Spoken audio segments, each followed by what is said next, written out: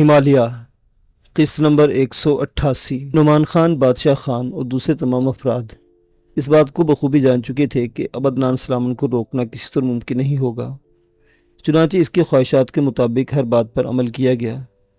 بادشاہ خان نے ایک بہت بڑا اجتماع کیا جس میں تمام قبائل شریک ہوئے تھے۔ اب یہ لوگ صورتحال کو اچھی طرح سمجھ چکے تھے اور باہم یگانگت سے اپنے مسائل کو حل کرنا چاہتے تھے۔ وہ اپنے وطن کی حفاظت کے خواہش مند تھے۔ چنانچہ دستار فضیلت بادشاہ خان کے سر پر رکھ دی گئی کہ وہ بوڑھا اور زیرک انسان تھا۔ اس کام میں عدنان بھی پیش تھا۔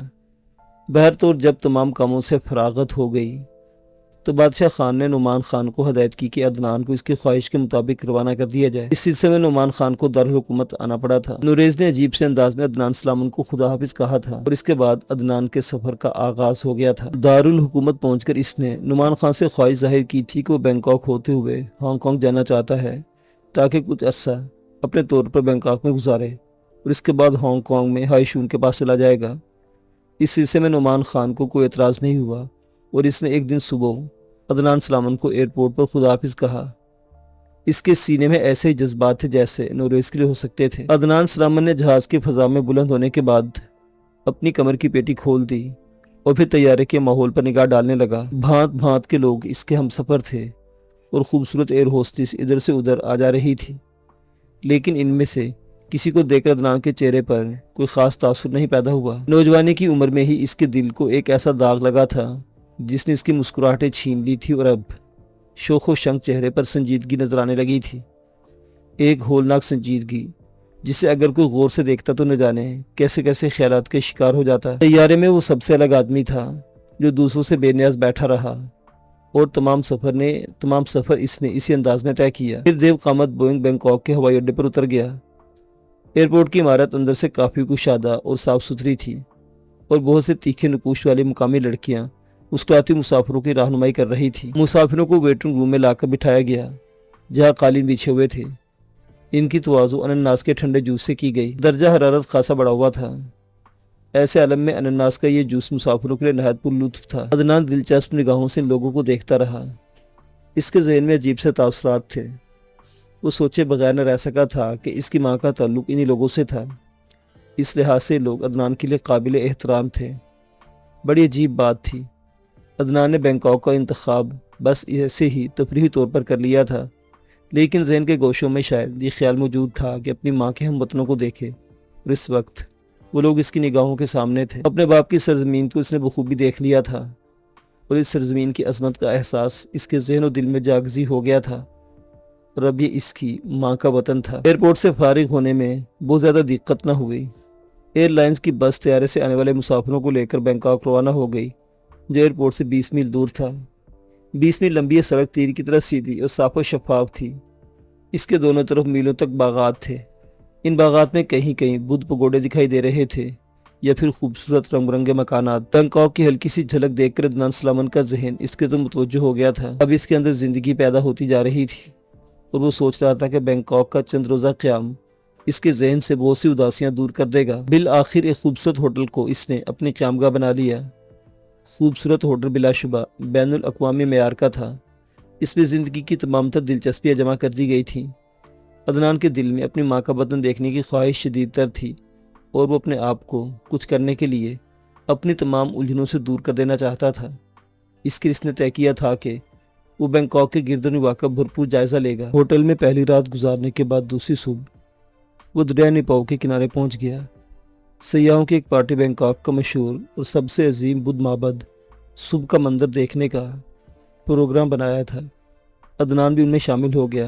صبح کا منظر دیکھنے کے لیے مہاتما بدھ کا وہ قدیم مجسمہ بھی نے دیکھنا تھا جس کا نمونہ پوری دنیا میں بینکاک کے سوا کہیں اور نہیں پایا جاتا۔ یہاں کا مخصوص طریقہ کار یہ تھا کہ ہوٹلوں میں مقیم سیاح اپنی اپنی ٹولیاں بنا لیتے تھے۔ وہ ایک دوسرے سے ملاقات کر کے پیشکش کرتے تھے کہ ان کے ساتھ شامل ہو جائیں۔ تھائی لینڈ کے ایک شخص نے عدنان سلیمان کو بھی اس طرف رجوع کیا تھا اور عدنان نے اس کی میت قبول کر لی تھی۔ ان تمام افراد کی تعداد 21 تھی جن میں مرد اور عورتیں سبھی شامل تھے۔ صرف ایک 15 سالہ بچے کے علاوہ تھائی لینڈ کا یہ شخص جس کا نام میڈلی ریپر تھا بہترین انگریزی بول لیتا تھا۔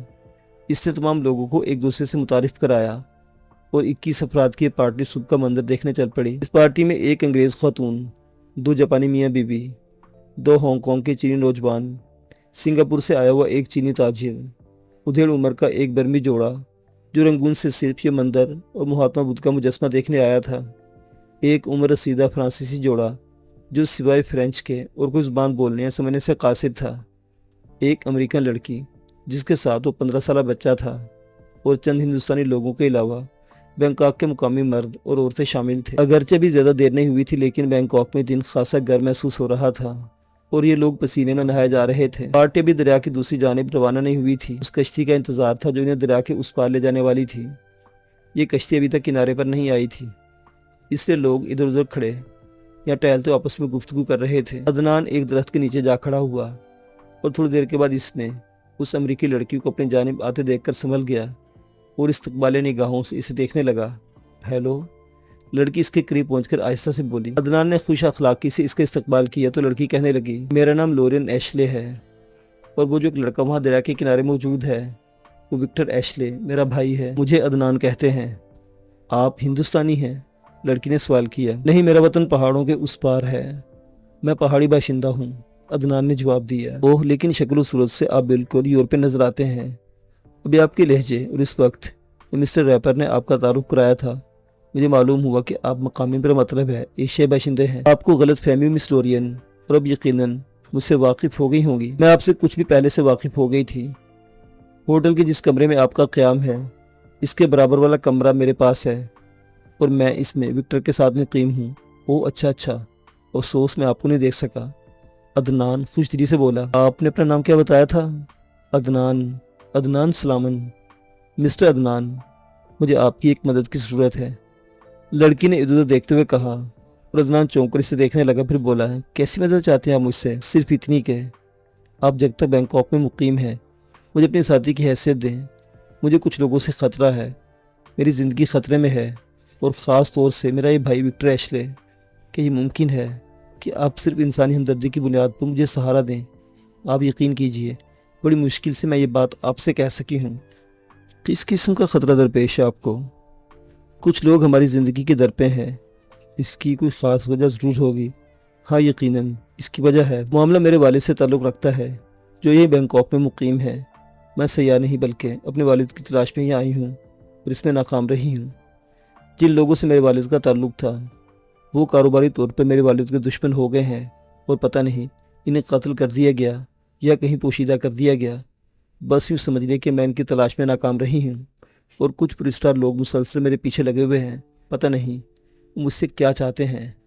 मैं मकामी पुलिस से मदद ले सकती थी, लेकिन हाँ, लेकिन क्या? अदनान ने उसे गौर देखते हुए कहा। लेकिन ये मेरे हक में बेहतर नहीं होगा। कुछ ऐसी कमज़ोरियाँ हैं मेरे साथ जिनकी वजह से मकामी पुलिस से भी बचना चाहती हूँ। अजीब बात है खातून, मैं एक आम सा आदमी हूँ। मैं इस सिलसिले में आपकी क्या मदद कर सकता हूँ? बस सिर्फ अखलाकी मदद मुमकिन है। कोई आपको देखकर मुझ पर हमला करने की कोशिश ना करे। अदनान चंद लम्हात तक कुछ सोचता रहा। वो किसी झगड़े में नहीं पड़ना चाहता था। मुमकिन है लड़की खुद ही फराड हो और इसे किसी जाल में फांसना चाहती हो। चंद लम्हात कुछ सोचता रहा और फिर से रस्मन लड़की से कह दिया, अगर आपको मेरी कोई ज़रूरत पेश आए मिस लोरियन तो मैं हाजिर हूँ। वैसे इस वक्त तो कम अज़ कम मैं आपके साथ हूँ। हाँ, बैंकॉक के दूसरी तफरीह मुकामात भी अगर आप मेरे साथ शरीक होना चाहें तो मुझे इनकार नहीं होगा। अगर मेरी ज़ात से आपको कोई फ़ायदा पहुंच सकता है तो ठीक है, वरना मैं सिर्फ एक सही आदमी हूं और सेहत करके अपने वतन लौट जाना चाहता हूं। आप जानते कि बिलावजह किसी मामलात में इस तरह उलझा नहीं जा सकता। बस मुझे चंद रोज़ा मदद दरकार है आपकी। अगर आप कल ही रवाना होना चाहें तो जाहिर है मुझे क्या एतराज़ हो सकता है, लेकिन जब तक यहाँ हैं इस तरह मेरे कुर्बत में रहें ताकि लोगों को ये एहसास हो कि आप मेरे साथी हैं। मुझे कोई एतराज़ नहीं है, अदनान ने जवाब दिया। ज़हनी तौर पर वो इस लड़की के बारे में कोई फैसला नहीं कर सका था। ज़्यादा देर नहीं गुजरी थी कि एक खूबसूरत मोटर लॉन्च छक-छक करते किनारे पर आ गई। सयाहों में हलचल शुरू हो गई और लोग एक एक करके इस पर सवार होने लगे। तमाम लोग लॉन्च पर सवार हो गए तो लॉन्च वहाँ से आगे बढ़ गई। सब लोग एक दूसरे से खुश गप्पियाँ कर रहे थे। लड़की खामोशी से अदनान के पास बैठी हुई थी और इसका भाई थोड़े फासले पर एक बूढ़े से गुफ्तगू करने की कोशिश कर रहा था। प्रोग्राम तो यही था कि पहले सुबह का मंजर देखा जाए और फिर महात्मा बुद्ध के मुजस्मे की बारी आए, लेकिन सयाहों ने अपने प्रोग्राम में कुछ तब्दीली की। اور اب ان سب نے فیصلہ کیا کہ وہ دریا کی سیر کریں گے۔ جو وہ آگے بڑھتے گئے دریا کا پاٹ گہرا اور وسیع ہو گیا۔ 15 منٹ کے بعد یکایک ان کی لانچ دریا پر بسی ہوئی ایک گنجان آباد گلی میں داخل ہوئی۔ گلی میں دونوں طرف کشتیوں کے اندر ہی اندر لوگوں نے اپنے رہائشی مکان بنا رکھے تھے۔ اس گلی میں جسے چوڑی نہر کہنا چاہیے، باقاعدہ بازار بھی کھلا ہوا تھا۔ یا دنیا کی ہر چیز بک رہی تھی۔ بازار میں مقامی اور غیر مقامی افراد کا خوب رش تھا۔ زیادہ بکنے والی چیزوں میں گرم قہوہ، انناس، آم، پان کے پتے، مچھلی کا گوشت، بیت کا بنا ہوا فرنیچر، کپڑا، برتن وغیرہ شامل تھے۔ پانی کے سینے پر انسانی آبادیاں عدنان کے لیے دلکش بھی تھیں اور حیرت کا باعث بھی۔ سیاح آپس میں ایک دوسرے سے خوب بے تکلف ہو چکے تھے۔ سورج تھوڑی دیر کے بعد سروں پر آ گیا۔ آسمان پر دور تک بادل کے کسی ٹکڑے کا نشان نہیں تھا۔ دھوپ ناقابل برداشت ہوتی جا رہی تھی، لیکن یہ دنیا ان کی دلچسپیاں اپنی جانب قائم کیے ہوئی تھیں۔ بالآخر صبح کے مندر کی جانب رخ کر لیا گیا۔ مندر کا سنہری کلش دھوپ میں صاف چمکتا نظر آ رہا تھا۔ کافی فاصلے سے مندر کو دیکھ کر یہ گمان گزرتا تھا جیسے وہ مصر کا کوئی قدیم اہرام ہو۔ اس کی بناوٹ کچھ اسی انداز کی تھی۔ کنارے پر پہنچ کر موٹر لانچ رک گئی اور سب لوگ نیچے اتر آئے۔ مندر تک جانے کے لیے 2-3 فرلانگ کا فاصلہ پیدل طے کرنا تھا۔ وہ ایک اونچی چٹان پر بنا ہوا تھا اور یہ خاصی قدیم عمارت تھی، انتہائی ہیبت ناک، پرش کو نہایت وسیع جگہ گھیرے ہوئے۔ پتھروں کو تراش تراش کر چوڑی چوڑی سیڑھیاں بنائی گئی تھی جو جگہ جگہ سے ٹوٹی ہوئی تھی۔ بظاہر مندر قریب نظر آتا تھا، لیکن حقیقت میں وہ خاصی بلندی پر تھا۔ ساری عمارت ایک چٹان کو تراش کر وجود میں لائی گئی تھی، کسی دیوار میں کہیں کوئی جوڑ نہ تھا۔ قدیم ماہر فن سنگ تراشوں کے اس کمال پر عدنان ششدر رہ گیا تھا۔ کئی سیاح مندر کے اندرونی حصوں میں گھوم رہے تھے اور کئی ابھی سیڑھیوں پر چڑھ رہے تھے۔ لورین عدنان کے شانہ بہ شانہ آگے بڑھ رہی تھی، جبکہ اس کا بھی وکٹر ایشلے دوسرے سیاحوں کے ساتھ تفریحات میں مشغول تھا۔ مندر کی لمبی لمبی غلام گردشوں اور راہداریاں عبور ہوتی رہیں اور وہ دونوں دوسری طرف نکل آئے۔ تھوڑی دیر تک وہ اسی طرح گھومتے رہے، پھر لورین مندر کے ہی ایک حصے میں بیٹھتی بولی، میں تھک گئی ہوں مسٹر عدنان، کیا آپ تھوڑی دیر بیٹھنا پسند کریں گے؟ عدنان نے شانے ہلائے اور اس کے سامنے ایک دوسرے پتھر پر بیٹھ گیا۔ آپ بہت کمگو انسان ہیں مسٹر عدنان، حالانکہ نوجوانی کی اس عمر زبانیں اتنی خاموش نہیں رہتی۔ آپ سے کیا گفتگو کروں مسٹر لورین؟ جو تو یہ بھی نہیں معلوم کہ آپ لوگ کس سے خوفزدہ ہیں اور کیا پریشانیاں لاحق ہیں آپ کو۔ آپ نے ایک ڈمی کی طرح میرا ساتھ حاصل کیا ہے اور اپنے بارے میں کچھ بتانے پر آمادہ بھی نہیں ہے۔ ایسے حالات میں آپ سے کیا گفتگو کر سکتا ہوں؟ لورین نے عجیب سی نگاہوں سے دیکھا اور پھر گہری سانس لے کر بولی، کاش میں آپ کو اس بارے میں سب کچھ بتا سکتی۔ بہرحال مس لورین، آپ کی خواہش پر میں نے صرف آپ کا ساتھی بننا قبول کیا ہے، وہ بھی اس حد تک کہ لوگ آپ کو میرے ساتھ دیکھیں تو یہ سمجھے کہ ہم دونوں یکجا ہیں۔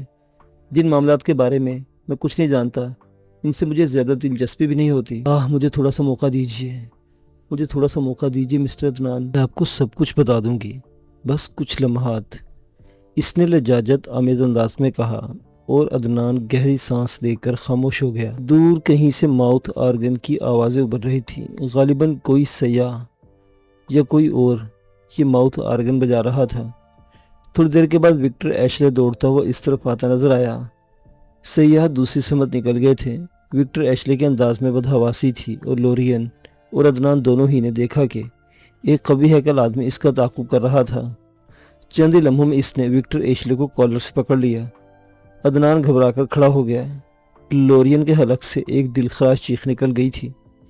اس چیخ کی آواز سن کر قوی ہیکل آدمی رک گیا۔ دوسرے لمحے اس نے ریوالور وکٹر ایشلے کی گردن پر رکھ دیا اور پھنکارتے ہوئے لہجے میں بولا، میرا نشانہ کبھی خالی نہیں جاتا، اگر تم نے دوبارہ چیخنے کی کوشش کی تو آن واحد میں اس کی کھوپڑی میں سوراخ ہو جائے گا، سمجھی؟ اور اے مسٹر، تم بھی اپنے ہاتھ بلند کر لو، خبردار میرے احکامات پر عمل کرو، ورنہ اس لڑکی کی زندگی ایک لمحے میں موت سے ہمکنار ہو جائے گی۔ عدنان سکتے میں رہ گیا تھا۔ قوی ہیکل آدمی نے لڑکے کو اپنی گرفت میں پوری طرح جکڑ رکھا تھا اور وہ بے بس ہو گیا تھا۔ کالر تنگ ہونے کی صورت میں اس کی گردن کی رگیں پھول گئی تھی اور قوی ہیکل آدمی کے چہرے پر صفحاقیں نظر آ رہی تھی۔ ایسی صورت میں عدنان کے لیے کچھ کرنا مشکل ہو گیا تھا۔ چند لمحات کے بعد قوی ہیکل شخص نے ریوالور کو جنبش دیتے ہوئے کہا، سنو تم لوگ بائیں سمت کی سیڑھیوں کی جانب چل پڑو اور نیچے اتر جاؤ، جلدی کرو، خبردار پیچھے مڑ کر دیکھنے کی کوشش بھی مت کرنا، چل پڑو۔ اس موقع پر کوئی حرکت وکٹر ایشلے کی زندگی کو خطرے میں ڈال سکتی تھی۔ عدنان ایک لمحے کے لیے الجھ گیا، لیکن دوسرے لمحے اس نے اس شخص کی ہدایت پر عمل کیا۔ لورین اس کے ساتھ لرزتے قدموں سے آگے بڑھ رہی تھی۔ اس کے حلق سے سسکیاں نکلنے لگی تھیں۔ حالات بے حد سنگین ہو گئے تھے۔ عدنان کے ذہن کے کسی گوشے میں یہ خیال نہیں تھا کہ بینکاک آتے ہی اسے کسی ایسی مصیبت سے دوچار ہونا پڑے گا۔ بہرطور اب یہ ایک انسانی فرض اس کے شانوں پر آ پڑا تھا تو اسے انجام دینا ہی تھا۔ اس نے لورین کا بازو پکڑ لیا تاکہ وہ لڑکھڑا کر گر نہ پڑے۔ اتنی خطرناک اور بلند جگہ سے نیچے اترنا خاصا دشوار تھا۔ عدنان نے ایک دو بار ادھر ادھر بھی نگاہیں دوڑائی تھی کہ ممکن ہے سیاحوں کو کوئی گروہ ادھر آ نکلے، لیکن وہ لوگ ان سے خاصی دور تھے۔ ان کی باتیں کرنے کی آوازیں کبھی کبھی ہواؤں کے دوش پر سفر کرتی اس طرف آ جاتی تھی۔ آسمان پر چیلیں دائرے بنا کر گھوم رہی تھی۔ وہ لوگ سیڑھیوں سے نیچے اتر کر تقریباً 1.5 فرلانگ دور ایک ایسی جگہ پہنچ گئے جہاں ایک چھوٹی سی لانچ کنارے پر موجود تھی۔ وہ شخص انہیں اسی لانچ کی طرف لے جا رہا تھا۔ ریت میں گڑی ایک مضبوط لکڑی کی سیخ سے لانچ کی رسی بندھی ہوئی تھی۔ اس کے قریب ایک شخص کھڑا تھا اور انہیں کی جانب دیکھ رہا تھا۔ لانچ کے قریب پہنچ کر کبھی ہیکل آدمی نے ان لوگوں کو لانچ پر سوار ہونے کا حکم دیا اور عدنان ان کے ساتھ لانچ پر پہنچ گیا۔ اس کے پاس ہتھیار نام کی کوئی چیز نہیں تھی، جیب میں بس ایک پرس تھا اور کچھ ایسی چھوٹی موٹی چیزیں۔ ان لوگوں کے لانچ پر سوار ہوتے ہی کبھی ہیکل آدمی بھی لانچ پر آ گیا۔ اس نے پستول بدستور اپنے ہاتھ میں سنبھالا ہوا تھا۔ دوسرے آدمی نے انجن سٹارٹ کیا اور لانچ کو لے کر دریا کے سینے پر آہستہ آہستہ آگے بڑھا دیا۔ تھوڑی دیر چلنے کے بعد لانچ کی رفتار کافی تیز ہو گئی تھی۔ لورین نے وکٹر کو سینے سے لگا لیا تھا۔ اس کی آنکھوں سے مسلسل آنسو بہہ رہے تھے اور عدنان سوچ رہا تھا کہ اب اسے کیا کرنا چاہیے۔ یہ لوگ انہیں کہاں لے جانا چاہتے ہیں؟ لڑکی کی ساتھی کی حیثیت سے یقیناً عدنان کی زندگی بھی خطرے میں پڑ گئی تھی۔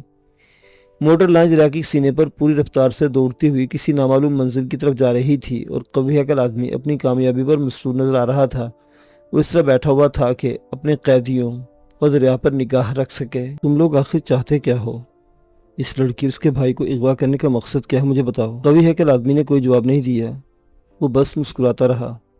عدنان کو اس کی نگاہوں میں شیطانیت نظر آ رہی تھی۔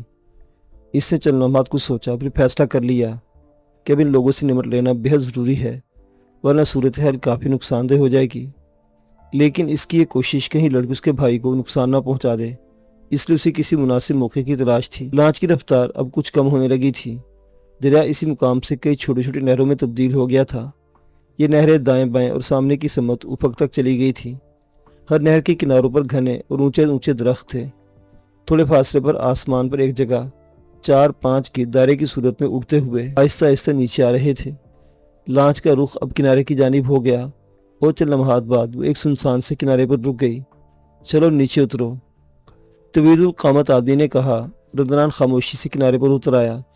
دونوں افراد اس کے ساتھ تھے۔ نیچے پہنچ کر پستولے کے اشارے سے انہوں نے درختوں کے ایک جھنڈ کے نزدیک لایا گیا اور یہاں پہنچ کر وہ رک گئے۔ قوی ہیکل نے لڑکی کی طرف دیکھتے ہوئے کہا، ہاں مس لورین، کیا فیصلہ کیا آپ نے؟ کیا چاہتے ہو؟ آخر تم چاہتے کیا ہو؟ کیوں ہمارے دشمن بن گئے ہو؟ دولت، صرف دولت۔ تم جانتے ہو کہ اس کے بغیر چھٹکارا ممکن نہیں۔ اگر اپنے بھائی کی زندگی چاہتی ہو تو ہمیں $15,000 ادا کرو۔ 15,000؟ وہ نہیں، اتنی رقم آخر میرے پاس کہاں سے آئی؟ میرے پاس صرف $7,000 ہیں۔ میرے بھائی کی زندگی کی قیمت $15,000 کچھ بھی نہیں، لیکن اس وقت میں یہ سب کچھ ادا کرنے کے قابل نہیں ہوں۔ اپنے ساتھی سے معلوم کرو۔ اس شخص نے عدنان کی جانب اشارہ کیا اور عدنان کسی خیال سے چونک پڑا۔ ایک لمحے کے لیے اس کے ذہن میں ایک عجیب سا تاثر پیدا ہوا تھا۔ اس نے گہری نگاہوں سے لورین کی طرف دیکھا اور دوسرے لمحے اس کی آنکھوں میں حیرت کے آثار نظر آنے لگے۔ لورین کو اب تک وہ ایک مظلوم لڑکی کی حیثیت سے دیکھتا رہا، لیکن اب جو اس نے غور کیا تو اس کا شبہ یقین میں بدلتا جا رہا تھا۔ لورین، اس کا بھائی وکٹر ایشلے اور یہ لوگ، گویا یہ سب کچھ۔ اس کے ہونٹوں پر خفیف سی مسکراہٹ کی لکیر کھنچ گئی۔ اس نے لورین کی طرف رک کر کے کہا، تمہارے بھائی کی زندگی $15,000 سے کہیں زیادہ قیمتی ہے لورین۔ تمہارے پاس کتنی رقم ہے؟ صرف 7,000۔ اس کے بعد میں قلاش ہو جاؤں گی، لورین نے جواب دیا۔ باقی رقم میں پوری کر دوں گا دوستو، فکر مت کرو، عدنان نے ایک پراسرار مسکراہٹ بکھیرتے ہوئے کہا۔ بورن کیمپ کے انچارج کی نیندیں حرام ہو چکی تھیں۔ وہ 8 سال سے ایک ایسے قید خانے کو کنٹرول کر رہا تھا جہاں وہ قیدی رکھے جاتے تھے جو ناقابل اصلاح ہوں، جن کے بارے میں یہ فیصلہ کر لیا جاتا تھا کہ موت کی سزا ان کے لیے ناکافی ہے، انہیں موت سے بھی بدتر سزا ملنی چاہیے۔ اس کیمپ میں آ کر قیدی زندگی کو موت سے بھی بدتر تصور کرنے لگتے تھے، بلکہ بہت سے تو یہاں کا نام سن کر ہی موت کی آرزو کرتے تھے۔ جہاں قیدیوں کو 3 کیٹیگریوں میں تقسیم کیا جاتا تھا۔ نمبر 1، وہ سیاسی قیدی تھے جن کی زندگی ضروری تھی تاکہ کسی مرحلے پر حکومت ان سے کوئی کام لے سکے۔ دوسرے نمبر پر اخلاقی مجرم تھے انہیں وقفے وقفے سے ایسی اذیتیں دی جاتی کہ ان کا روح موت کی آرزو کرنے لگتا تھا، مگر موت ان سے کوسوں دور رہتی۔ تیسرے نمبر پر وہ قیدی آتے جن کا انسانیت سے کوئی رشتہ ہی نہ رہ گیا تھا۔ چنانچہ ان جانوروں کے لیے بورن کیمپ سے بہتر اور کوئی پنجرا نہیں تھا۔ کیمپ انچارج ہی یہاں کی سیاہ و سفید کا مالک تھا۔ پورے 8 سال تک ایک جگہ تعینات رہنے کا مطلب یہ تھا کہ اس نے خود کو اس جگہ کا اہل ثابت کر دیا تھا۔ وہ خود بھی اتنا سخت اور وحشی صفت تھا کہ قیدی اس کے سائے سے کانپتے تھے، لیکن وہ خود نئے اور عارضی انچارج سے کانپتا تھا۔ اس کی وجہ لسٹن کی موت تھی، جس نے ثابت کر دیا تھا کہ آنے والا انچارج اس سے بھی زیادہ خونخوار بھیڑیا ہے۔ اس کیمپ میں 3 شیطان تھے اور یہ تیسرے نمبر کے قیدی تھے جن کے بارے میں خاص احکام تھے کہ انہیں جیتیں دو اس وقت تک کہ وہ مر نہ جائیں۔ انچارج جانتا تھا کہ ان لوگوں کو کیسے مارا جا سکتا ہے، لیکن ان 3 شیطانوں نے ثابت کر دیا تھا کہ ان کی موت کم از کم اس کے ہاتھوں میں نہیں ہوگی، بلکہ کیمپ کے کچھ اور محافظوں کی موت ان کے ہاتھوں لکھی ہوئی تھی۔ سو وہ مرنے آ گئے۔ وہ اگر چاہتا تو ان لوگوں کو زہر دے کر ہلاک کر سکتا تھا، مگر یہ خلاف اصول بات تھی اور وہ اصول پرست انسان تھا اور نہیں چاہتا تھا کہ اس سے کوئی خلاف اصول حرکت سرزد ہو۔ اس باعث یہ تینوں قیدی اس کے لیے عذاب بن گئے۔ وہ ان کے لیے اپنے حکام کو مطلع کر چکا تھا۔ اس کے فوری بعد ایک عارضی انچارج کو اس کی مدد کے لیے بھیج دیا گیا، لیکن آنے والا ان تینوں سے کہیں زیادہ خوفناک تھا۔ ایک سرد مزاج بھیڑیا، بلکہ بھیڑیے اتنے خونخوار نہیں ہوتے، وہ ان سے بہت آگے کی کوئی چیز تھا۔ 3 شیطانوں میں سے ایک کم ہو چکا تھا، لیکن انچارج کو خدشہ تھا کہ کہیں وہ خود بھی شکار نہ ہو جائے، اس لیے ہر وقت شیران کی خدمت میں حاضر رہتا اور کوشش کرتا کہ کوئی بات اس کے مزاج کے خلاف نہ ہو۔ شیران پرسکون تھا۔ لسٹن کی موت اس کے حافظے سے مٹ چکی تھی۔ وہ باہر آتا، قیدیوں کی نقل و حرکت دیکھتا اور آرام کی نیند سو جاتا۔ پھر ایک دن انچارج کو ہدایت ملی کہ آئی چیک اور گیرون کو اس کے سامنے لایا جائے۔ انچارج نے پریشانی کے عالم میں اپنے اسسٹنٹ کو طلب کر لیا اور اسے صورتحال بتائی۔ مگر کس طرح جناب؟ اس کی بات سن کر اسسٹنٹ کے چہرے پر ہوائیاں اڑنے لگی۔ یہی میں سوچ رہا ہوں۔ اس میں کوئی شک نہیں کہ یہ ہلاکو خان بہت طاقتور اور خونخوار وحشی ہے، لیکن کیا ان دونوں شیطانوں کے اس کی حضور پیشی مناسب ہوگی؟ انہیں آزاد کر کے باہر نکالنے کا تصور ہی خوفناک ہے۔ اسسٹنٹ کے چہرے سے تشویش کے سائے پھیل گئے اور وہ کسی گہری سوچ میں ڈوب گیا۔ پھر یکا یک اس کے چہرے پر سرخی دوڑ گئی۔ وہ پرجوش لہجے میں بولا، میرے ذہن میں ایک تجویز آئی ہے جناب، کہو کیوں نہ اس کے سامنے ان کا تذکرہ کر دیا جائے؟ ممکن ہے اس کے دل میں اشتیاق پیدا ہو، ہم اسے ان کے احاطے میں بھیج دیں گے۔ اگر وہ ان میں سے کسی کا شکار ہو گیا تو بل ہم اس سلسلے میں کیا کر سکتے ہیں جناب؟ ہمیں تو ہدایت دی گئی تھی کہ اس کے حکامات قبول کریں، اور وہ عارضی انچارج اس حیثیت سے ہم پر فوقیت رکھتا ہے۔ ہاں، اپنے طور پر بندوبست ضرور کریں گے۔ ایسی خفیہ جگہوں پر ہم مسلح محافظ تعینات کر دیں گے۔ اگر آئی چیک یا گیرون اسے ختم کرنے کے بعد ہمارے لیے خطرہ ہیں تو وہیں سے انہیں گولیوں کا نشانہ بنا دیا جائے۔ اس میں باز پرس بھی نہیں ہوگی۔ میرے خیال میں جناب آپ کو یہ فیصلہ کر لینا چاہیے کہ کیونکہ اگر ان 2 شیطانوں سے بھی نجات مل جاتی ہے تو پھر یہاں مکمل امن و امان ہو جائے گا۔ باقی رہی عارضی انچارج کی بات تو بہرطور وہ عارضی ہے اور اسے واپس جانا ہوگا۔ پھر چونکہ وہ ہماری مخالفت میں بھی نہیں، اس لیے اس کی دلجوئی کر کے ہم ابھی طور پر محفوظ رہ سکتے ہیں۔ اسسٹنٹ کی بات انچارج کو پسند آ گئی تھی۔ وہ اسے سراہے بغیر نہ رہ سکا اور پھر دونوں نے مل کر ایک منصوبہ ترتیب دیا۔ دوسرے دن دوپہر کے وقت جب تمام لوگ اپنے اپنے کاموں میں مصروف تھے، دفتن کیمپ کا سائرن بجنے لگا اور چاروں طرف بھگدڑ مچ گئی۔ محافظ بندوقیں لے کر ادھر ادھر دوڑنے لگے، صرف یہ معلوم کرنا چاہتے تھے کہ سائرن کی وجہ ہے، کیا کوئی قیدی فرار ہوا ہے یا کوئی اور کارروائی ہوئی ہے۔ شیران بھی اس وقت اپنی بیرک میں تھا۔ سائرن کی آواز سن کر وہ باہر نکل آیا۔ بیرک کے دروازے پر کھڑا ہوا بھاگ کر دوڑتے ہوئے سپاہیوں کو دیکھنے لگا۔ ایک محافظ اس کے پاس سے گزرا تو اس نے اسے ہاتھ اٹھا کر رکنے کا اشارہ کیا۔ محافظ بدحواسی کے عالم میں اس نے شیران کی طرف دیکھا اور چند قدم دوڑتا چلا گیا۔ دوسرے لمحے شیران نے اپنی جگہ سے اس پر چھلانگ لگا دی اور محافظ کو رگیتا وہ زمین پر آ رہا۔ محافظ ہکا بکا رہ گیا تھا۔ اس کی آواز سے سمجھا کہ کوئی ہنگامہ برپا ہو گیا ہے۔ اب جو شیران اسے دبوچا تو اس کے ذہن میں صرف ایک خیال آیا، شیران کی طرف سے ہے۔ چنانچہ اس نے اپنی رائفل سیدھی کی اور اس پر گولی چلانے کی کوشش کی، لیکن اس لمحے شیران کی ٹھوکر اس کے بغل پر پڑی اور گرتے ہوئے اس کے حلق سے ایک دلخراش چیخ نکل گئی۔ انچارج اسسٹنٹ اتفاق سے اس وقت شیران کی بیرک کی جانب بھی دیکھ رہے تھے۔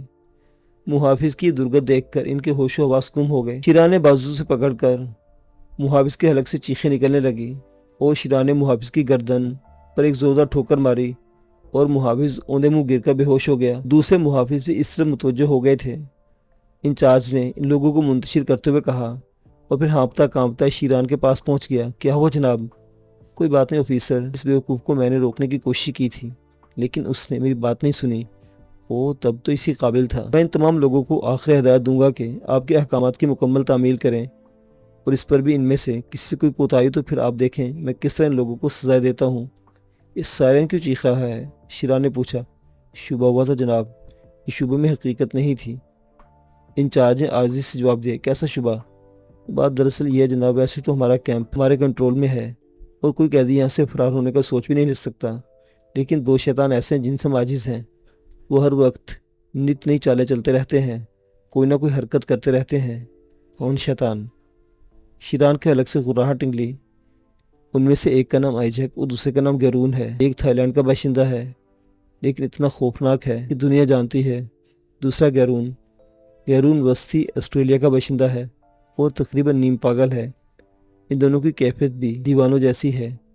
پولیس نے جسے آپ نے عبرتناک سزا دی تھی، ہر وقت محافظوں کو شبہ ہوا تھا کہ ان دونوں نے بھاگنے کی کوشش کی ہے۔ وہ دونوں ہمیشہ اس چکر میں رہتے ہیں کہ کس طرح کیمپ کو توڑ کر نکل بھاگے۔ ذرا ان دونوں کی زیارت تو کرا دو مجھے، شیران بولا۔ یہاں لانے سے دوسروں کے لیے خطرات پیدا ہو سکتے ہیں۔ تم انچارج ہو یا خواجہ سرا؟ ہر شخص سے تمہیں خطرات ہیں۔ اس طرح بند کر رکھا ہے انہیں جیسے وہ انسان نہ ہوں، جنگل کے شیر ہوں۔ وہ شیروں سے زیادہ خونخوار ہیں جناب، اس کے باوجود میں چاہتا ہوں کہ تم انہیں میرے پاس لے آؤ۔ انچارج کے ہوش و حواس رخصت ہو گئے تھے۔ یہ لانے والی بات کافی ٹیڑھی تھی۔ اس نے آخری کوشش کے طور پر شیران سے کہا کہ اگر وہیں پر ان لوگوں سے ملاقات کر لی جائے تو زیادہ بہتر ہوگا۔ اس پر شیران نے اسے گھورتے ہوئے کہا، اس محافظ کا حشر دیکھا تم نے؟ اس کا بازو دوبارہ اپنی جگہ واپس نہیں آ سکے گا۔ میں حکم عطولی کرنے والوں کے ساتھ یہی سلوک کرتا ہوں۔ انچارج خشک ہونٹوں پر زبان پھیر کر خاموش ہو گیا۔ اس نے سراسیمہ نگاہوں سے اپنے اسسٹنٹ کی طرف دیکھا جو کافی دور کھڑا تھا اور اس گفتگو سے آگاہ نہیں تھا۔ تب اس نے مردہ سے لہجے میں کہا، بہتر ہے جناب، میں ابھی انہیں آپ کی خدمت میں پیش کرتا ہوں۔ میں اپنے بیرک میں ہوں، شیران نے جواب دیا۔ انچارج ہانپتا کانپتا اپنے اسسٹنٹ کے پاس پہنچا اور اسے اس صورتحال کے بارے میں بتانے لگا۔ اسسٹنٹ کا چہرہ بھی دھواں ہو گیا تھا۔ اب اس کے علاوہ اور کچھ نہیں کہا جا سکتا تھا کہ ان دونوں کو بیرکوں سے نکالنے کا خطرہ مول لیا جائے اور چند زندگیاں کھو دی جائیں۔ بہرطور اگر ایسا نہ ہوا تو پھر اس کی طرف سے میں خطرات لاحق ہو سکتے ہیں۔ ہاں تم انتظام کرو، جس قدر ممکن ہو سکے لوگوں کا بندوبست کر لو اور اس کے بعد ان دونوں کو ہتھکڑیوں اور بیڑیوں میں جکڑ کر اس کے سامنے پیش کرو۔ میں جناب، میں تمہیں حکم دیتا ہوں۔ انچارج نے اپنی حیثیت کا استعمال کیا۔ جب اسے مجبور کر دیا گیا تو پھر وہ کسی کو کیوں نہ مجبور کرتا۔ اسسٹنٹ کینت اس نگاہوں سے اسے گھرتا رہا، پھر بولا، جناب عالی، آپ کا حکم سر آنکھوں پر، لیکن پروگرام کے تحت یہ بات مناسب نہیں ہے۔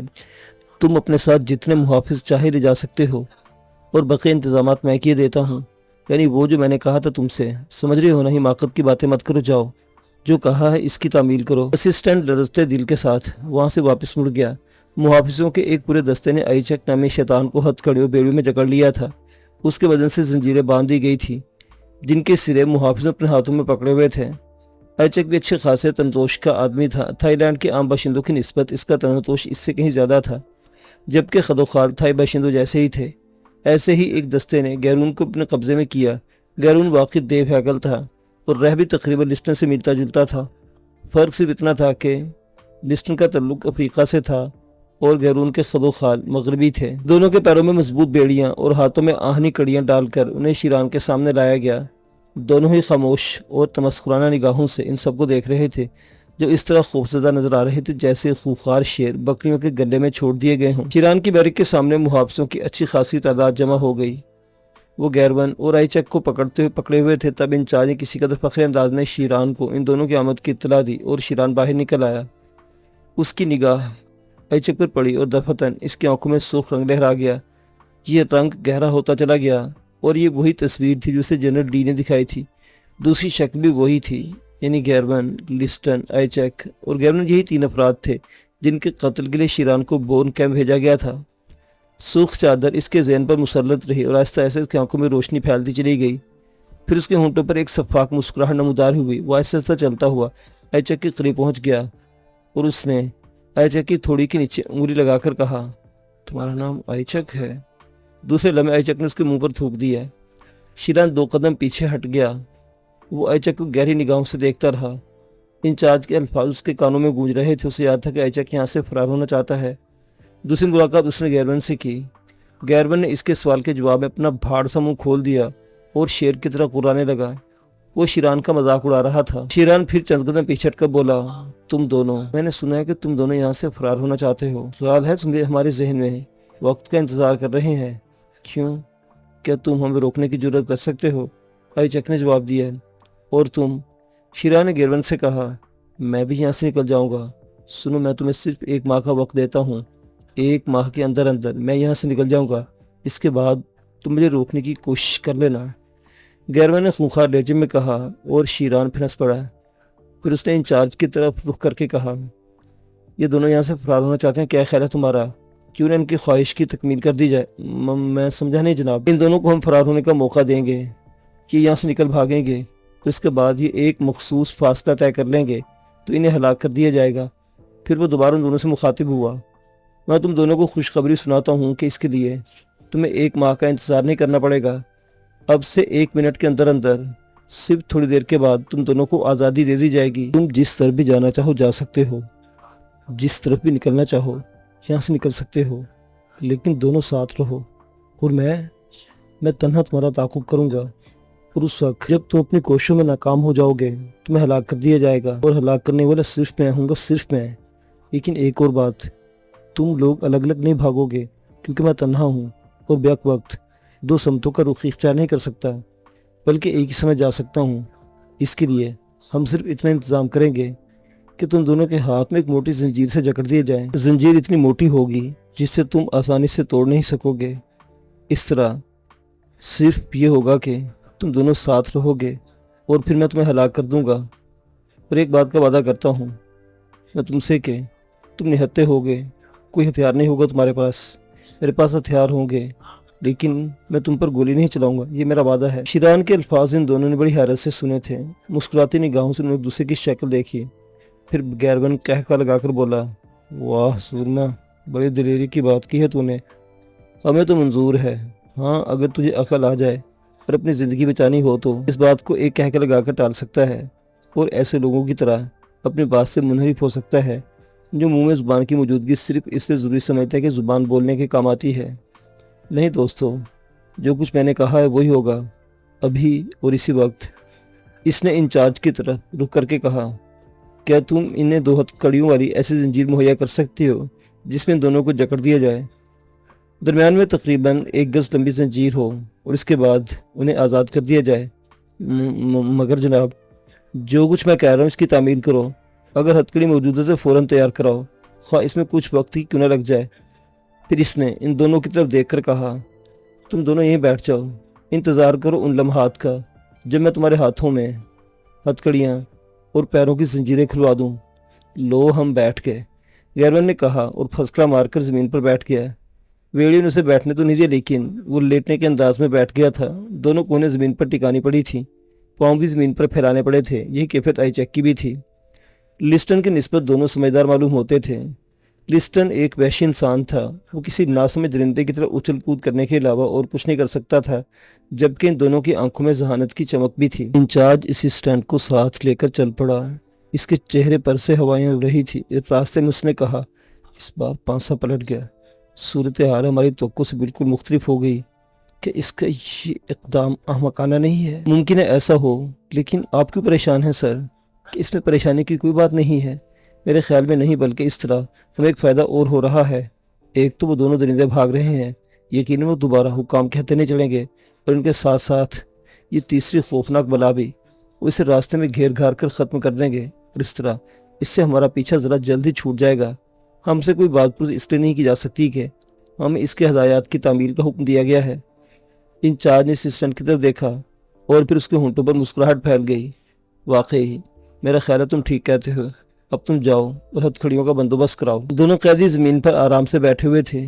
ان کے انداز سے یہ محسوس ہوتا تھا جیسے وہ اس موقع سے پورا فائدہ اٹھانا چاہتے ہوں، اور اس سے پہلے کوئی حرکت کر کے اپنے آپ کو الجھن میں ڈالنے کے خواہش مند نہ ہو۔ انچارج شیران کے پاس آ گیا، اس نے آہستہ سے کہا، آپ نے بہت ہی خطرناک فیصلہ کیا ہے جناب، بے شک اس قسم کا فیصلہ آپ ہی کر سکتے ہیں، بھلا کسی اور کی کیا ضرورت ہو سکتی ہے، لیکن آپ کی روانگی کے لیے کیا انتظامات کرنے ہوں گے؟ شکر ہے انچارج میں واقعی یہ پوچھنا چاہیے تھا، میں انتظار کر رہا تھا اسی بات کا۔ میرا فرض ہے جناب، حکم دیجئے، میں گاڑی استعمال کروں گا۔ یقیناً یہ بات غیر منصفانہ ہوگی، لیکن بہر تو اس میں کوئی حرج نہیں، میں انہیں بھاگنے کا موقع اس وقت تک دوں گا جبکہ وہ کافی دور نکل جائیں، اور اس کے بعد میں ان کا تعاقب کروں گا۔ مجھے ریوالور بھی درکار ہوگا اور ایک رائفل بھی، لیکن یہ اس لیے ہوگا تاکہ جنگلی درندوں سے نپٹا جا سکے۔ کم از کم انہیں زندگی کا تھوڑا سا موقع تو دینا ہوگا۔ اگر یہاں سے نکلتے ہی میں انہیں ہلاک کر دوں تو پھر لطف کیا آئے گا؟ کیا تم میرے ساتھ چلنا پسند کرو گے انچارج؟ کیا تم ان کی موت کا تماشا دیکھو گے؟ ویسے تم بے فکر رہو، تمہیں اپنے ہاتھوں استعمال کرنے کی ضرورت پیش نہیں آئے گی، تم صرف اپنی حفاظت کرو گے اور میں انہیں ٹھکانے لگا دوں گا۔ مگر جناب آپ تو سمجھتے کہ میری غیر موجودگی میں کیمپ کا نظام بگڑ جائے گا، بھلا کون ہے جو میرے پیچھے ان قیدیوں کو سنبھالے رکھے؟ اس طرح ہم اس کیمپ میں شدید نقصانات سے دوچار ہو سکتے ہیں۔ اگر آپ مجھے معاف کر دیں تو بہتر ہے، اگر آپ کی ہدایت ہو تو پولیس اسسٹنٹ کو آپ کے ساتھ روانہ کر سکتا ہوں۔ ٹھیک ہے، اگر ایک آدمی مجھے مل جائے تو زیادہ موزوں ہوگا۔ انچارج انتہائی بدحواسی کے عالم میں اسسٹنٹ کا نام لیا تھا، لیکن اب اپنی غلطی پر پریشان تھا۔ اسسٹنٹ کیا کہے گا اور کیا سوچے گا، اس بارے میں بحث اور کچھ بھی ہو، خود اس کی اپنی جان تو بچ گئی تھی۔ شیران نے اسے جو ہدایات دی تھی اس نے فوری طور پر ان کی تکمیل شروع کر دی۔ اشیاء خورد و نوش کی وافر مقدار، 2 ریوالور، 1 رائفل اسے مہیا کر دی گئی، اور اس کے بعد وہ اسسٹنٹ کی تلاش میں چل پڑا جو تھوڑے فاصلے پر شیران کی مطلوبہ ہتھ کڑی لے کر آ رہا تھا۔ انچارج نے ایک لمحے کے لیے سوچا اور پھر اسسٹنٹ کے قریب جا کر زنجیر اس کے ہاتھ سے لی۔ اسے بغور دیکھتے ہوئے اس نے تعریفی انداز میں گردن ہلائی اور کہنے لگا، تمہاری کارکردگی ہمیشہ قابل رشک رہی ہے، لیکن میرے دوست تم ایک الجھن میں ضرور پھنس گئے ہو، اس لیے میں تم سے معذرت خواہ ہوں کہ میں تمہاری کوئی مدد نہ کر سکا۔ کیسی الجھن؟ اسسٹنٹ نے چونک کر پوچھا۔ اس کا کہنا ہے کہ تم اس کے ساتھ جاؤ گے۔ اسسٹنٹ گرتے گرتے بچا تھا، اس کا منہ کھل گیا اور آنکھیں خوف سے ابل پڑی۔ کیا مطلب؟ اس تعاقب میں تم اس کے ساتھ ہو گئے؟ نہیں نہیں، یہ ناممکن ہے جناب، آپ انچارج ہیں جناب، آپ سے اگر اس ایسی کی خواہش کا اظہار کیا ہے تو آپ کو جانا چاہیے۔ میں کیا حیثیت رکھتا ہوں، ایک ناکارہ بیوقوف سا آدمی، مگر اس کی خواہش ہے، میں اس بات کو تسلیم کرتا ہوں، اسسٹنٹ نے کہا۔ انچارج نے روکنے کی کوشش کی، لیکن اسسٹنٹ دوڑتے ہوئے شیران کے پاس پہنچ گیا۔ اس نے بڑے ادب سے شیران کو سلام کیا اور شیران تمسخرانہ انداز میں اسے دیکھنے لگا۔ گڈ، دونوں توش کے اچھے آدمی ہو، ڈرائیونگ بھی کر لیتے ہوگے، مجھے ایک ساتھی کی ضرورت ہے اور بس، اگر تمہارا انچارج تمہارا نام پیش نہ کرتا تو میں اسے اپنے ساتھ لے جاتا، لیکن اس کا کہنا بھی ٹھیک ہے، واقعی اتنے بڑے کیمپ کو سنبھالنا بھی مشکل کام ہے، جبکہ یہاں جرائم پیشہ لوگوں کی بہتات ہے۔ ٹھیک ہے، کوئی بات نہیں، تمہیں فکر مند نہیں ہونا چاہیے، تم بس میری خدمتگار کی حیثیت رکھتے ہو، اس کے علاوہ تمہیں اور کچھ نہیں کرنا پڑے گا۔ اسسٹنٹ نے یہ بات سنی تو اس کا خون کھول کر رہ گیا۔ انچارج نے اس کا نام پیش کیا ہے، جبکہ شیران انچارج کو اپنے ساتھ لے جانا چاہتا تھا۔ چنانچہ وہ دست بستہ ہو کر بولا، مجھے صحیح ڈرائیونگ کرنا نہیں آتی، جبکہ ہمارے انچارج صاحب ایک مرتبہ کاروں کی دوڑ میں بھی حصہ لے چکے ہیں، اور جیپ کی ڈرائیونگ تو ان کا کوئی جواب نہیں، خطرناک سے خطرناک راستے پر نہایت ہوشیاری سے جیپ ڈرائیو کر لیتے ہیں۔ چنانچہ بہتر ہوگا کہ اس خطرناک مہم میں آپ انہیں اپنے ساتھ رکھیں۔ واخیر کیمپ کی بات تو شاید آپ کو اس بات کا علم ہو یا نہ ہو، لیکن ممکن ہے آپ نے توجہ نہ فرمائی ہو کہ کیمپ کی اصل نگرانی میں ہی کرتا ہوں، وہ انچارج ہیں، بس احکامات دیتے ہیں، تعمیل تو مجھے ہی کرنا ہوتی ہے، اور میں جا کر دیکھتا ہوں قیدیوں کو کس طرح کنٹرول رکھا جاتا ہے۔ چنانچہ کیا یہ بہتر نہیں ہوگا کہ آپ انچارج صاحب کو ساتھ دیں؟ انچارج اتنی دیر میں وہاں پہنچ گیا۔ اس نے غرائے ہوئے لہجے میں کہا کہ بخت ویلس، بھلا یہاں کی کاروائیاں تم نمٹا سکتے ہو؟ تمہیں تو اتنا بھی علم نہیں کہ کیمپ میں خوراک کے ذخائر کتنے ہیں، یا قیدیوں میں سے اگر کوئی بغاوت پر اتر آئے تو اس وقت کیا کارروائی کی جا سکتی ہے؟ میں مسٹر شیران کی موجودگی میں اس بات کا ماتحت ہوں، اور تم میرے ماتحت ہو، چنانچہ فیصلہ مسٹر شیران کریں گے، وہ مجھے منظور ہوگا، اور جو فیصلہ میں کروں گا اس کی تمہیں تعمیل کرنا ہوگی۔ تم تیاری کرو، جاؤ، میں کہتا ہوں تمہیں احکامات کی تعمیل کرنی چاہیے۔ اسسٹنٹ کے چہرے پر مدنی چھا گئی، اس وقت اسے چکر میں پھنسانے والا یقینی طور پر انچارج ہی تھا، ورنہ شیران کے ذہن میں اس کا خیال بھی نہیں آیا ہوگا۔ بہرطور اب تو موت اس کا مقدر بن گئی تھی، حکم کی تعمیل کے علاوہ کوئی چارہ کار ہی نہ تھا۔ چنانچہ وہ لڑکھڑاتے قدموں سے تیاری کے لیے چل پڑا۔ بار بار وہ پلٹ کر انچارج کو گھورتا جا رہا تھا۔ دوسری طرف انچارج نے خوشی خوشی دوسری کارروائیاں کرنی شروع کر دی۔ ایچیک اور گیرون کے ہاتھوں میں مخصوص قسم کی آہنی کڑیاں پہنائی گئی تھیں۔ زنجیریں کھولنے سے قبل یہ کام کر لیا گیا تھا۔ इंचार्ज ने जब पहली हथकड़ी सामने की तो आइजैक ने जल्दी से अपना हाथ उठाकर आगे बढ़ा दिया। इंचार्ज ने हथकड़ी इसके हाथ में डालकर क्लिप कस दिया। गैरमैन ने खूंखार निगाहों से आइजैक को देखा और फिर खूंखार लहजे में बोला, तुम्हारी इस बेईमानी ने मेरे दिल में तुम्हारे लिए शक डाल दिया है। हालांकि इस सफ़र के दौरान हम दोनों को एक दूसरे का सही तौर पर मुआवनकार होना चाहिए था, लेकिन तुम्हारी इस हरकत ने मुझे बता दिया कि तुम मक्कार इंसान हो। मैं समझा मिस्टर गैरमैन, आइजैक बोला। मेरा दाहिना हाथ आहनी कड़ी की जद में आएगा, जबकि तुमने अपना बायां हाथ उसकी जद में दिया है। गोया तुम अपना दाहिना हाथ आज़ाद रखना चाहते हो और मेरा दाहिना हाथ कैद कर देना चाहते हो, ताकि मैं उल्टे हाथ से कोई सही काम न ले सकूं। अरे नहीं, ऐसी कोई बात नहीं, ये सिर्फ इत्तेफाक था। मैंने अपना बायां हाथ आगे बढ़ा दिया। अगर आप चाहें तो इंचार्ज से कहकर उसे खुलवा सकते हैं। नहीं, शायद तुम्हें इस बात का इल्म नहीं कि मेरा बायां हाथ दाहिने हाथ से ज़्यादा मजबूत है। मैं बचपन ही से बाएं हाथ से काम लेने का आदी हूँ। चलिए, मसला हल हो गया। आपने बिलावजह मुझे शिकायत की, आइजैक मुस्कुराकर बोला। गैरमैन ने अपना दाहिना हाथ आहनी कड़ी की गिरफ्त में दे दिया। दरमियानी जंजीर बहुत मोटी और आसानी से इसमें से हथकड़ी से हाथ निकालना मुमकिन नहीं था। इस काम से फारिग होने के बाद इंचार्ज मुहाफिजों की निगरानी में इनकी हथकड़ियाँ और बेड़ियाँ खुलवाना शुरू कर दी। तमाम जंजीरें उनके बदन से अलहदा हो गई। वो दोनों पूरी इत्मीनान अंदाज में खड़े हो गए। इस दौरान शिरान भी बाहर निकल आया था। वो जीप तैयार थी जिसमें उसे सफ़र करना था। गैरमैन ने शिरान की तरफ देखा और मुस्कुराते हुए बोला, वाह, बहादुर सूरमा गाड़ी पर सफ़र करेगा और हम लोग पैदल होंगे। क्या ये इंसाफ होगा? मेरे और तुम्हारे दरमियान तफरीक रहनी चाहिए, लेकिन तुम कम अज़ कम एक फरलांग का फैसला तय कर लोगे। इसके बाद मैं तुम्हारे पीछे चलूंगा और गाड़ी के जरिए तुम्हें कोई नुकसान नहीं पहुंचाया जाएगा, ये मेरा वादा है। मगर इस तरह तुम हमें जल्दी पकड़ लोगे। बहर तो मैं तुम्हें छोड़ना तो नहीं चाहता, शिरान ने कहा। दोनों एक दूसरे की शक्ल देखी और फिर आइजैक जल्दी से बोला, मेरा ख्याल मिस्टर गैरमैन, हमें इस आला ऑफिसर की बात मान लेनी चाहिए। ठीक तो है, हम कैदी हैं। हम तैयार हैं जनाब। क्या अब हमें कैंप से बाहर निकलने की इजाज़त है? दौड़ जाओ, शिरान बोला और वो दोनों कैंप के दरवाजे की जानिब चल पड़े। तमाम मुहाफिज हैरत व खौफ के मिलो तासुरात उन्हें देख रहे थे। इतनी देर में असिस्टेंट भी वापस आ गया। शिरान ने स्टीयरिंग पर बैठकर जीप स्टार्ट कर दी और असिस्टेंट उसके पीछे जा बैठा। उसने चलते हुए आहिस्ता से कहा, मिस्टर इंचार्ज, आपने अच्छा नहीं किया। मैं समझता हूँ कि आपने किसी पुरानी दुश्मनी का बदला लिया है मुझसे। वह तो मजबूरी है। इंचार्ज ने रुख बदल लिया था, जैसे वो असिस्टेंट की बात ही न सुन रहा हो। उसके चेहरे पर आसूदा मुस्कुराहट फैली हुई थी। जीप का इंजन स्टार्ट रहा। वो दोनों कैंप के दरवाजे से बाहर निकलते ही तेजी रफ्तारी से दौड़ने लगे। शिरान इंतजार करता रहा। सर्च टावर से उन्हें देखा जा रहा था और फिर चीखकर इतला दी गई कि दोनों कैदी निगाहों से ओझल हो गए हैं। तब शिरान ने आहिस्ता आहिस्ता जीप का क्लच छोड़ा और जीप सुस्त रफ्तारी से कैंप के दरवाजे की तरफ बढ़ने लगी।